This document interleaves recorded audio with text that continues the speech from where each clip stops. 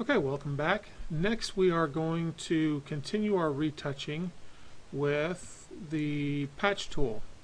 Now the patch tool, the first thing that you need to look at is the source or destination.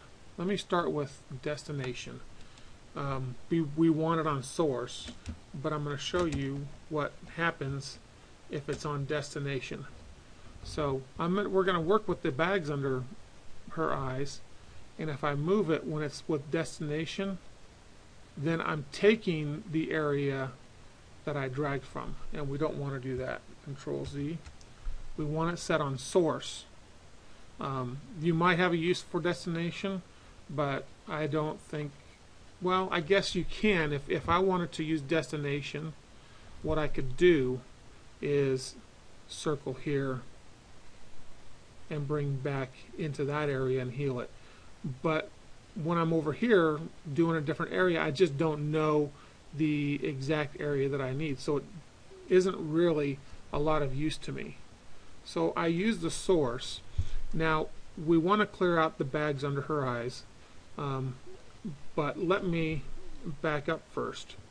When I do this, I want it to look as natural as possible. When I retouch a portrait, I want them to look outstanding but not fake. And by just going in and retouching underneath the eyes and just completely getting rid of it, it can easily make it look fake. So what I like to do is make a second layer and work on it, and then we're going to reduce the opacity later.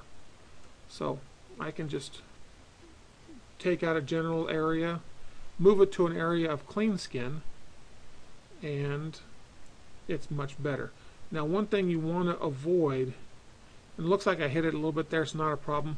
If you hit the eyelashes or darker areas, it's going to leave kind of a darker blur area, and you can live with that, but the more you get into it, the worse it gets. So that's not too bad.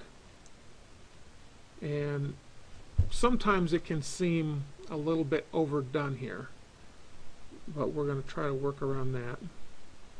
Okay, so we're going to do that, and I'm just going to get rid of some of these little larger blemish areas of the cheeks that happens on most people. And you want to try to do it or to drag it to different areas so you're not getting too many of the same patterns around. Okay, so that's what I like on the patch tool. You can also do it with the healing brush. So let's do the other eye with the healing brush, and I'm just going to go ahead and sample the area on the other cheek. I'm going to raise this up, and we're going to slowly just take small brush strokes and clear out that deep dark area. And the cheeks again. Okay, I like that. Now while I'm at it, I'm going to take some of the shine off of her nose. And I remember there was a little area down here on her chin that could use a little bit. Might as well just even it all out. Okay, so I have that done. Now I'll come back over here to the opacity for this layer. It's at 100%, and I found that dragging it to about 60% makes that a lot nicer. So now look at it. I'm going to take it back to 100%.